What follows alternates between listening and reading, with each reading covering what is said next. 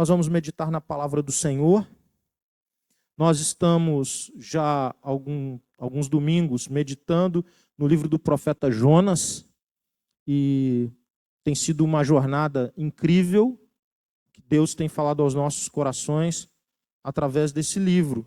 E hoje nós chegamos ao capítulo 3. Capítulo 3, os 10 primeiros versículos, 3, de 1 a 10. Livro do profeta Jonas. Jonas, capítulo 3, versos de 1 a 10.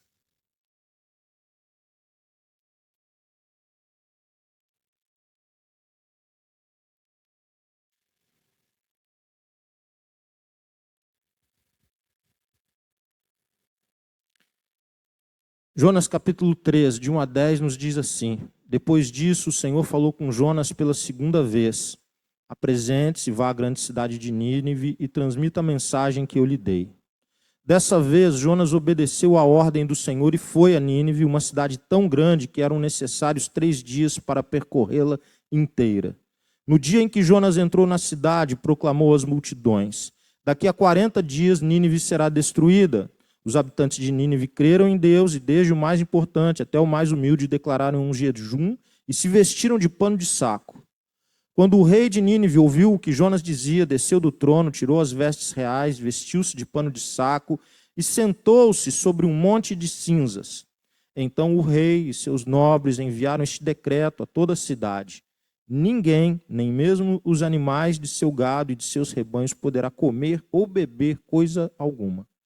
Tanto as pessoas como os animais devem se cobrir de pano de saco e todos devem orar fervorosamente ao Senhor. Devem deixar seus maus caminhos e toda a sua violência. Quem sabe Deus voltará atrás, conterá sua ira ardente e não nos destruirá. Quando Deus viu o que fizeram e como deixaram seus maus caminhos, voltou atrás e não os destruiu como havia ameaçado. Amém. Nós já sabemos muitas coisas a respeito do profeta Jonas e a respeito desse livro. Nós sabemos que Deus deu um chamado para o Jonas. Jonas era um profeta de Deus, Jonas já havia profetizado em Israel e Deus já havia realizado aquilo que Jonas havia profetizado. Ele era um homem que temia Deus, um servo de Deus, e Deus entrega a ele uma missão única em todo o Antigo Testamento. Um profeta de Israel ministrar fora de Israel. Ele era chamado a ministrar na cidade de Nínive, uma grande cidade, a capital da Assíria. Os ninivitas e portanto os assírios, eles eram um povo muito violento, impiedoso e cruel. Faziam muitas atrocidades. Eles não apenas dominavam um outro povo, mas eles realizavam barbaridades quando faziam isso. E Jonas, devido a esse nacionalismo do coração dele, ele rejeita a proposta de Deus, o mandado de Deus, o chamado de Deus de ir a Nínive, proclamar a mensagem de salvação. Ele tenta, então, ir para o mais longe de Nínive que ele poderia conseguir. Ele vai para uma empreitada, ele quer chegar a uma cidade chamada Tarsis, que era o local mais longe onde ele poderia ir de onde ele estava. Ele então embarca, ele entra num navio na cidade de Jope e Deus vem até esse momento da vida de Jonas, com vento, com tempestade. Mesmo os marinheiros mais experientes, eles temem e eles percebem que alguma coisa muito diferente está acontecendo ali, aquela chuva e aquele vento não eram naturais. Eles então tiram sortes e Deus revela que Jonas era o problema daquela viagem. Eles confrontam Jonas, Jonas admite que é ele mesmo. Jonas diz: olha, eu sou o servo de Deus, eu sou hebreu, eu sou o servo do Deus que criou o céu e terra. Obrigado, Benê. E se vocês me lançarem na água, esse problema vai acabar, porque eu sou o problema dessa viagem. Jonas prefere morrer a obedecer a Deus. Os marinheiros resistem muito a fazer isso. Eles jogam todas as cargas do navio fora para deixarem o navio mais leve. Mas não adianta. Em risco, eles pedem perdão a Deus, eles se prostram diante de Deus, eles oram a Deus, eles pedem a misericórdia de Deus sobre a vida deles, tudo o que Jonas não fez, e aqueles marinheiros, gentios, ímpios, fazem. E lançam Jonas na água. Ao lançarem Jonas na água, o vento cessa, e aquele mar bravio, furioso, vira uma lagoa. Eles imaginam que Jonas morreu. Jonas imaginava que iria morrer. Mas Deus vem com a sua graça em forma de um grande peixe. A graça de Deus vem e envolve a vida de Jonas. E lá no fundo, ele, envolvido pela graça de Deus através do peixe, ele fica 3 dias no ventre do peixe. Deus colocou Jonas para pensar. E Jonas reflete a sua vida e se arrepende genuinamente, se arrepende profundamente, adora a Deus, agradece a Deus. E Deus o conduz, então, para onde ele deveria ter ido desde o começo. Deus o leva para a região de Nínive. E o grande peixe cospe Jonas na praia. Eu brinquei num outro dia dizendo que era uma praia grande, cheia de pessoas com camisas do Flamengo, bandeiras, vendendo biscoito Globo, mate. Obviamente que eu me referi às praias lá do Rio de Janeiro. Mas a verdade é que a principal divindade adorada na Síria, ele tem tudo a ver com esse episódio na vida de Jonas, porque eles adoravam uma divindade que ele era como um corpo de homem misturado com um corpo de um peixe. Essa divindade, a principal divindade adorada pelos assírios, e agora eles percebem, veem, existe público, existe testemunho de que agora um peixe cospe um homem na praia. O nome disso é sinal. Deus começa agora a deixar um sinal dentro daquela cultura, dentro da cultura daquele povo, dentro do contexto daquele povo, Deus começa a se manifestar. Queridos, isso é um elemento muito importante na evangelização. Em todos os povos e em todas as culturas, existem elementos dentro da cultura que vão facilitar o entendimento a respeito do Deus vivo e verdadeiro, o único Deus, Senhor de tudo e de todos. Quando Deus escolhe conduzir Jonas através do grande peixe, Deus estava provocando algo poderoso, forte naquela cidade. Deus chama agora a atenção para aquilo que Jonas iria dizer, através do modo como ele chega ali. Você imagine se você estivesse na praia e um grande peixe vem, você está aqui em São Chico, e um grande peixe vem e cospe um ser humano, e o sujeito sai dali de dentro. E esse sujeito começa a pregar, ele começa a anunciar. E o que ele anuncia é simples, é direto e é juízo sobre aquele povo. É interessante que, quando a gente olha o que Jonas pregou, anunciou, você não vai ver um sermão batista bem elaborado, de 3 pontos. Não vai ter isso.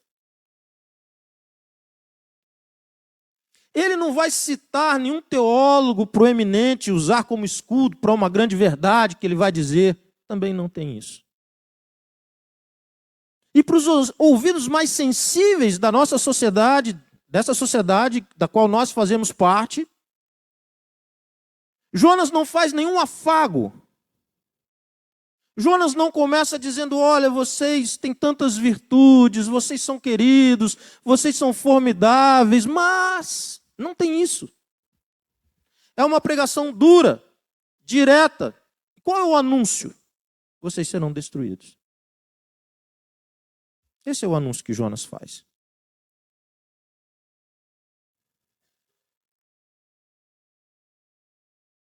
Daqui a 40 dias, Nínive será destruída.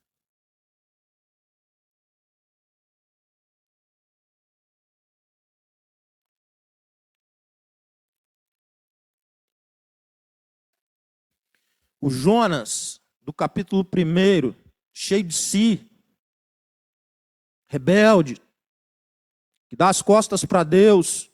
No capítulo 2 ele é colocado de joelhos. No capítulo 1 ele está de costas para Deus. No capítulo 2, dentro do grande peixe, ele se coloca de joelhos. Ele se prostra diante de Deus.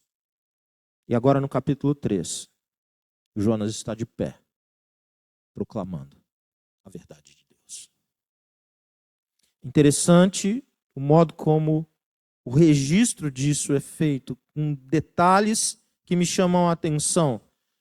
O versículo 1 diz: depois disso, o Senhor falou com Jonas pela segunda vez. Apressa-te, vá à grande cidade de Nínive e transmita a mensagem que eu já lhe dei. Olha que belezura.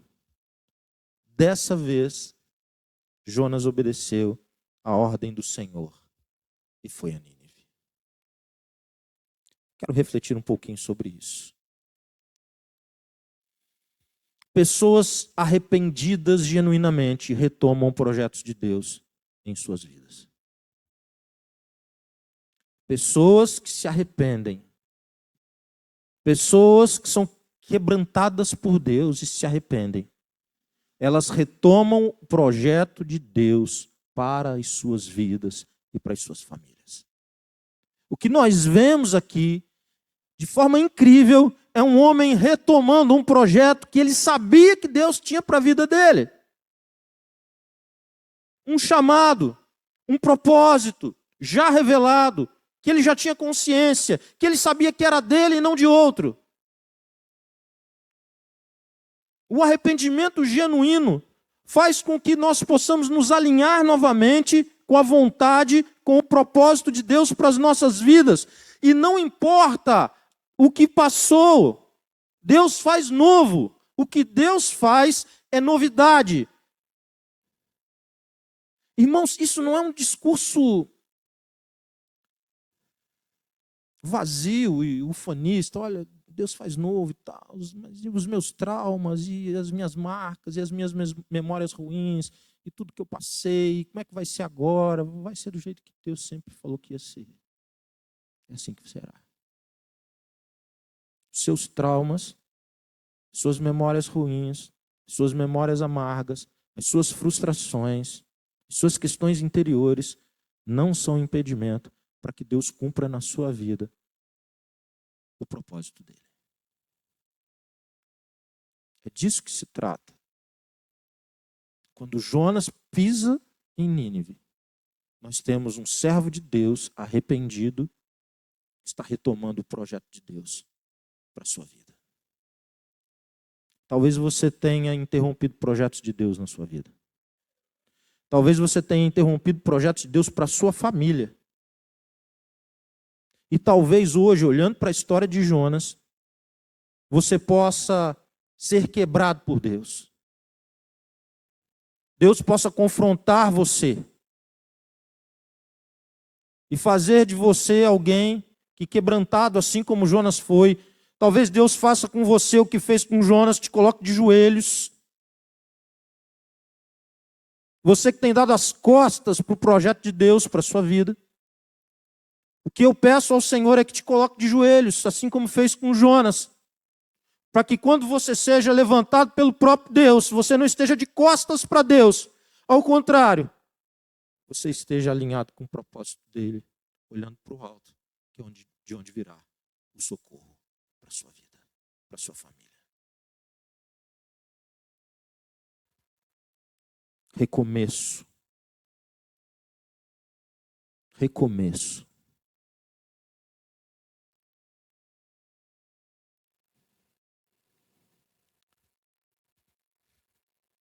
Deus perdoa e Deus restaura o propósito. Guardem isso, irmãos. Deus perdoa e Deus restaura o propósito. Aquilo que havia quebrado, Deus faz novo. Aquilo que estava partido, aquilo que era frustração, aquilo que era amargo, aquilo que em algum momento você pensou, eu prefiro a morte, como Jonas. A vida agora está tão sem graça. Quando Deus quebra você, te põe de joelhos diante dele. E você reage como Jonas reagiu. Confessa o seu erro. Adora a Deus. Agradece a misericórdia de Deus. Muitos acham, e eu fiquei espantado com isso, conversando com os irmãos, muitos tinham uma ideia de que a baleia era uma punição de Deus, o grande peixe.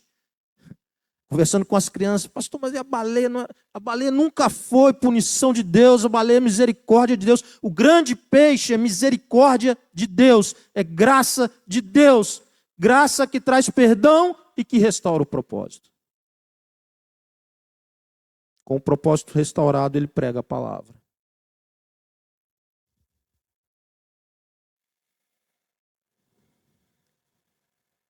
Existe uma frase, uma sentença, eu não sei de quem é. E é até bom que eu não saiba, porque eu não sou muito fã dela. Eu vou meter o pau nessa sentença agora, então, se Deus me perdoe, eu não sei de quem é. Talvez se eu soubesse, não falaria, né? Tem uma sentença que ela é mais ou menos assim: pregue a palavra, pregue o evangelho e, se necessário, use palavras. Essa sentença ela é muito popular.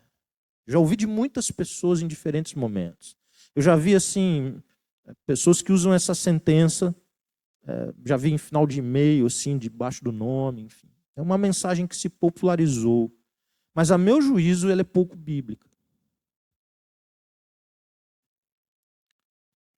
Viver o evangelho e não pregar o evangelho é parte do que Deus quer. Deus quer que nós vivamos o evangelho, mas que nós preguemos, anunciemos, abramos as nossas bocas para proclamar a verdade de Deus. Viver o evangelho é parte, mas não é o todo. As pessoas muitas vezes dizem isso com uma boa intenção. Qual é a boa intenção? É de que o testemunho precisa estar adequado. É um testemunho adequado, é um bom testemunho, é uma vida alinhada com o que se prega, que permite que você tenha credibilidade para anunciar a palavra. Mas não é, tenha credibilidade e não use o seu crédito. Não é isso.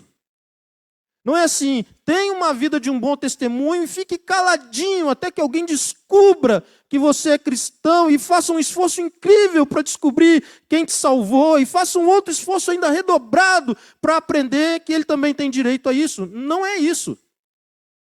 Então, apesar da boa intenção da mensagem, me parece que ela nos conduz ao erro.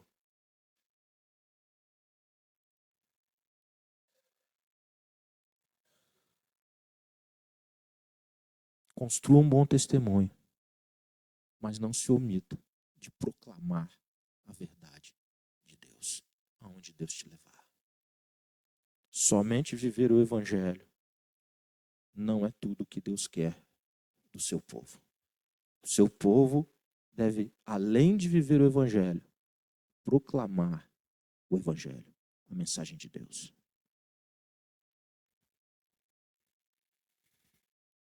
O testemunho ele serve para impactar, ele traz credibilidade, ele é um sinal, mas ele não revela sobre Jesus, ele não revela sobre pecado, ele não revela sobre graça, ele não revela sobre juízo. O testemunho sozinho não é capaz disso.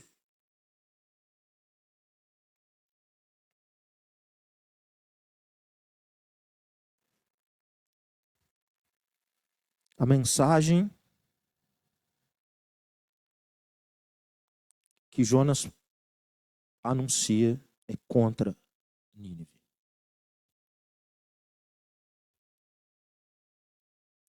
Basicamente, ele diz o seguinte para aquele povo: acabou a paciência de Deus com vocês. Em 40 dias, vocês serão completamente destruídos. Se coloque no lugar de um ninivita.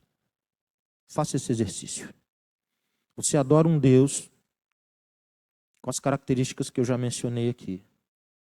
Algo completamente inusitado, inesperado e sobrenatural acontece relacionado com a divindade com a principal divindade que você adora. Eles eram politeístas. Aquele homem que você não sabe se é o próprio Deus que você adora, ou o enviado desse Deus que você adora, mas que subitamente aparece, e aparece já numa posição de autoridade, porque ele está envolvido pelo sobrenatural. Ele chega diante de você e diz: você e todo mundo aqui, vocês serão destruídos em 40 dias.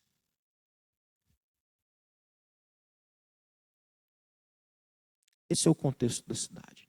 Jonas sai caminhando, peregrinando pela cidade, anunciando essa mensagem. Isso vai tomando o coração das pessoas e chega às autoridades. Quando chega às autoridades, as autoridades se manifestam. E elas se manifestam com quebrantamento profundo, humilhação. E proclamam que todo o povo deveria se humilhar, deveria se quebrantar, jejuar, orar, pedindo a misericórdia desse Deus. Esse é o resultado da pregação nada dócil, nada fofa, nada amável do Jonas.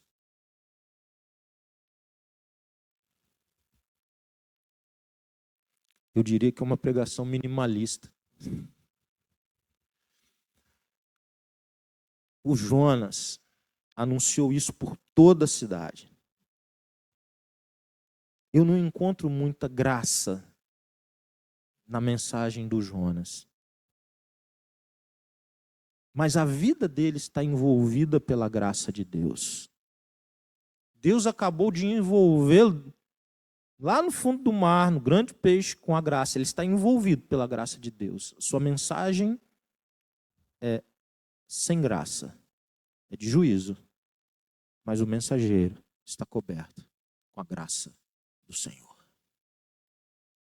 E porque o mensageiro está coberto com a graça do Senhor, o resultado da anunciação da sua mensagem é um quebrantamento e um avivamento sem precedentes na história. O que vai acontecer em Nínive é um avivamento que não há nenhuma possibilidade de ser comparado a nenhum outro avivamento da história. Nós estamos diante aqui, lendo um momento ímpar, único. Toda uma cidade jejuando, orando, se quebrantando de joelhos. Eles não tomam água, eles não se alimentam, eles não dão água para os animais, eles não alimentam os animais. Você já deixou seu cachorro com fome? Meia hora depois do que ele está acostumado a se alimentar? Já, né? Já viu a agonia que ele fica? O barulho que ele vai fazer? Você imagina todos os animais nessa condição.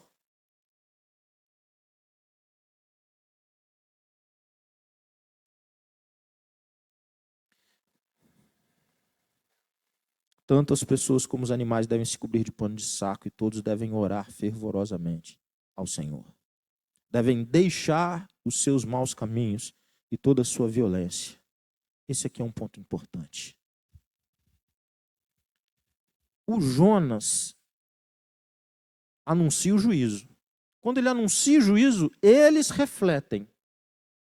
Eles refletem sobre eles mesmos. É uma autoanálise, é um autoexame. Não é o Jonas que diz para eles qual eram os pecados deles, mas eles percebem onde estão errando, eles percebem os pecados deles, e eles dizem isso. Eles reconhecem claramente que eles devem deixar os maus caminhos e a violência, a impiedade. Esse é o problema que eles sabem que tem. Sabe, hoje de manhã nós tivemos uma manhã inusitada aqui. Diferente. Bem diferente. Boa, muito boa. Uma das coisas que ficaram bem claras aqui para nós é o trabalhar de Deus através do seu Espírito nas nossas vidas. E o Espírito de Deus começa a trabalhar nas nossas vidas porque Deus nos ama e não quer que nós sejamos os mesmos, largados à mercê do nosso próprio coração, que é enganoso. O Espírito dele começa a falar conosco, com o nosso espírito, a falar com o nosso, quem somos interiormente. E a principal coisa que ele começa a dizer para nós no início é que nós não estamos com as nossas contas acertadas com Deus.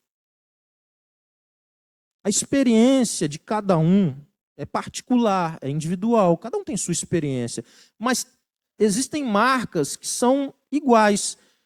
A consciência do erro, a consciência de pecado, a consciência de que não se tinha paz com Deus, que as contas não estavam acertadas com Deus, ela marca processos de transformação de vidas. E é exatamente isso que está acontecendo em Nínive. Eles começam a observar agora que eles não têm as contas acertadas com Deus, e eles percebem por que eles não têm essas contas acertadas. Eles são violentos, eles são impiedosos, eles são maus. E eles se quebrantam por conta disso. Eles se prostram por conta disso. Eles oram pedindo a misericórdia de Deus, exatamente por essa consciência que eles têm de que não estão com as contas acertadas com Deus.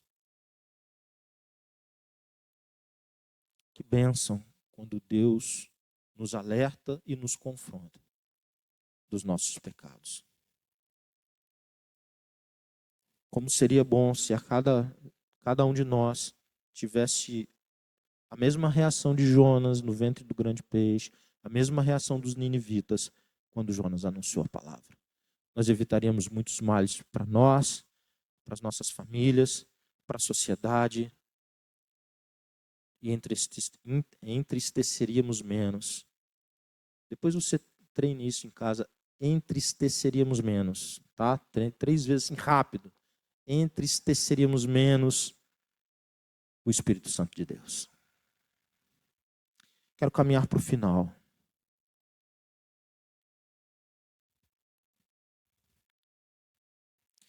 O milagre acontece.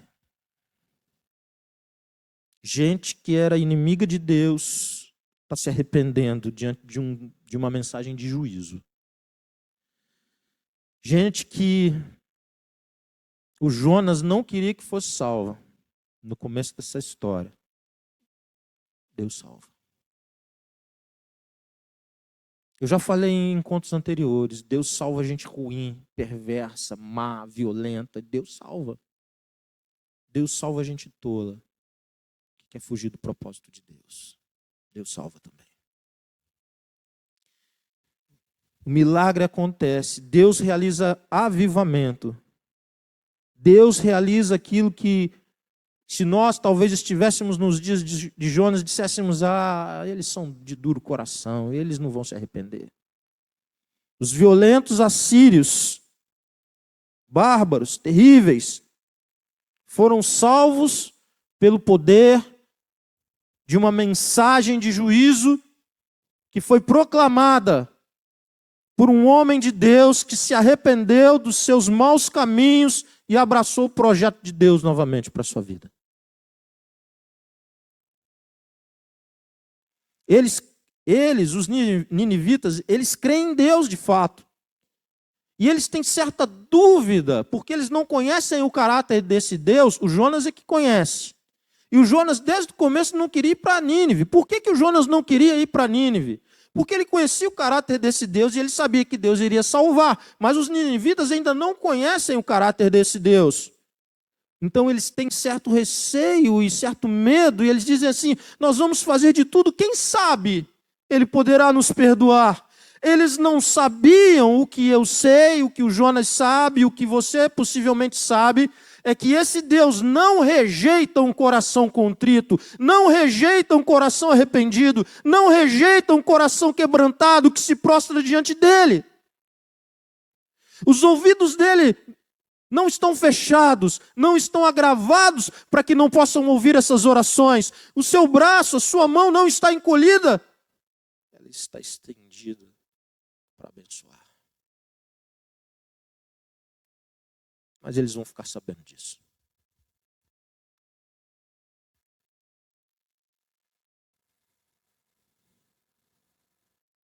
Depois que eles nomeiam o seu próprio pecado, que é violência, que é perversidade, eles têm evidência de mudança de conduta. Deus age com misericórdia. Eles creem em Deus, não numa mensagem de amor, nem de acolhimento, nem de aceitação, mas uma mensagem dura, de juízo. Eles se arrependem. Isaías capítulo 66, versículo 2, parte B, diz assim: eu, o Senhor, falei, abençoarei os de coração humilde e contrito, os que tremem diante da minha palavra. Eu abençoarei os de coração humilde e contrito, os que tremem diante da minha palavra. Foi exatamente o que ele fez lá. Ele não fez isso porque eles eram bons, nem pacíficos, nem bacanas, nem legais. Eles eram como nós.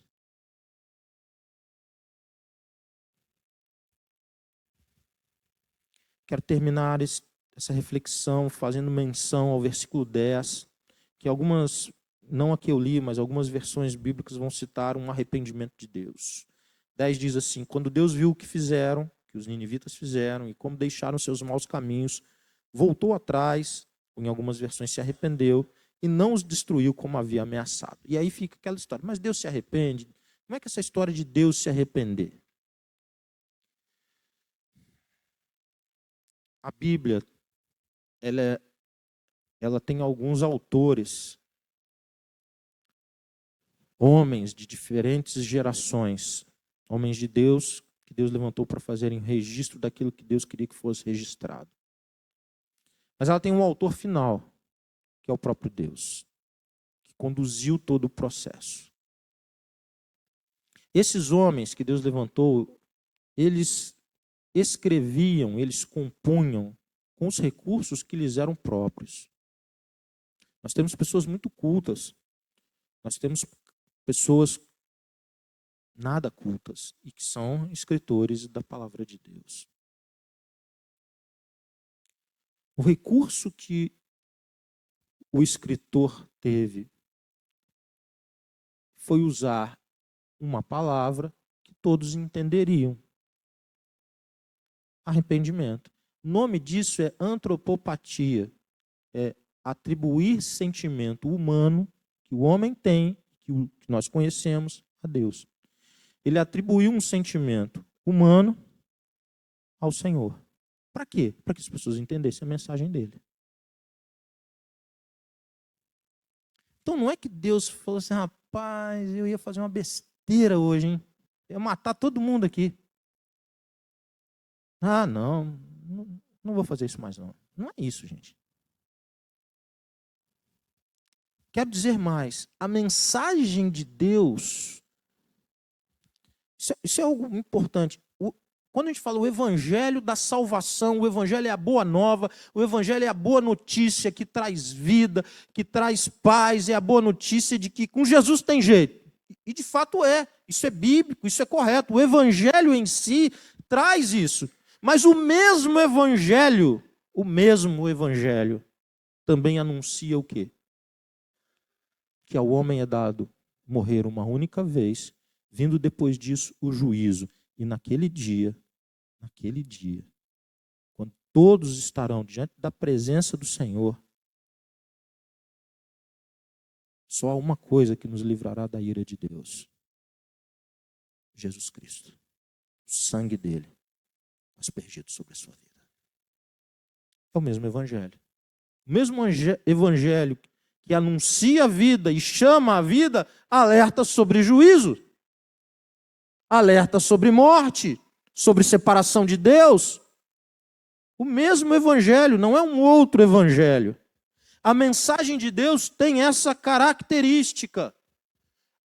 A profecia, a proclamação da palavra, ela vem e ela diz: olha, se você se quebranta, se você se põe de joelhos, se você reconhece o seu pecado, tem vida para você, tem perdão para você, tem restauração de propósito na sua vida. Mas se você endurece o seu coração, se a sua resposta não é adequada ao chamado de Deus, você vai ficar por conta de si mesmo. E ficar por conta de si mesmo é a pior notícia que tem para cada um de nós, porque nós não damos conta.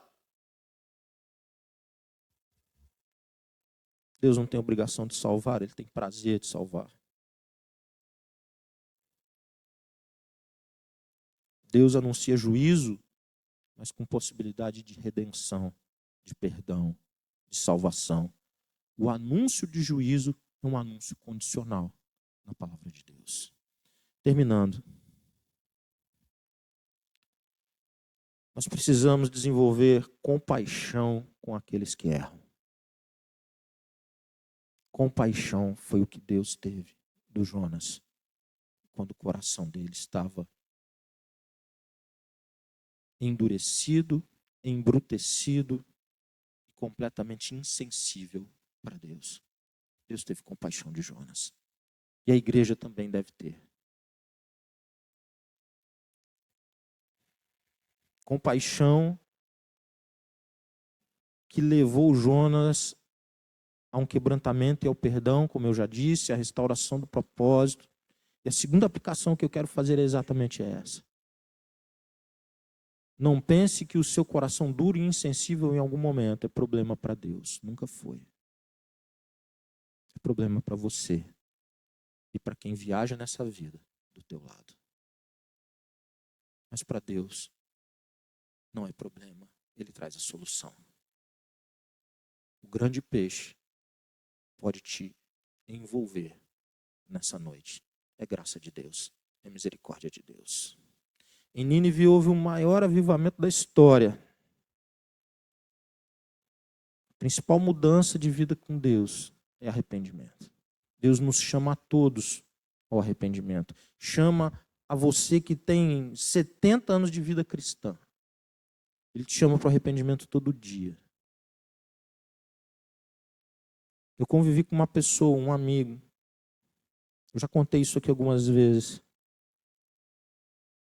Quando eu me converti, quando Deus me salvou, eu queria muito a salvação dele, investi muito na salvação dele, a gente começou a conversar coisas que antes nós não conversávamos, sobre Deus, sobre espiritualidade, e eu perguntei para ele se ele orava. Ele falou, oro toda noite. Eu falei, sério, eu não sabia que ele orava, eu nunca achava que ele orava assim. Eu me surpreendi com a resposta. Sim, eu oro toda noite. Eu falei, como é que você ora? Quando eu vou deitar. Eu falo para Deus assim, Deus, a mesma de ontem.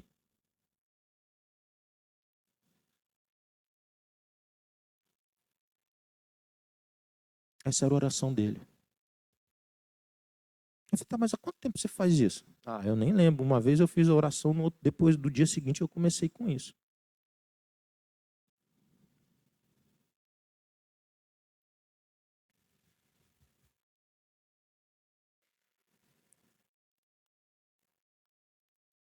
Assim como os ninivitas, ele não conhecia o verdadeiro Deus, o Deus pessoal. Ele não conhecia. E eu tentei muito ajudá-lo, irmãos, e me frustro de vê-lo ainda longe do Evangelho até hoje. E às vezes existem pessoas perto de nós, que nós, por pouca compaixão nossa, nós investimos pouco no resgate delas, e eu quero te chamar isso nessa noite. Talvez existam pessoas perto de vocês que, assim como os ninivitas, não tinham consciência de que há um Deus que perdoa pecados. Eles não tinham, eles se arrependeram. Depois eles foram perdoados, eles entenderam então depois que tinha um Deus que perdoava. Mas antes não, eles estavam tentando a sorte. Tenha um bom testemunho, tenha uma vida limpa, mas proclame o Evangelho da salvação. Ajude pessoas a se encontrarem com esse Deus. E finalmente, não é o sofrimento que leva pessoas para perto de Deus. Às vezes as pessoas estão lá, foi só o Jonas sofrer, viu lá, quando ele estava lá no fundão, aí sim, como se fosse o sofrimento que levasse pessoas para Deus.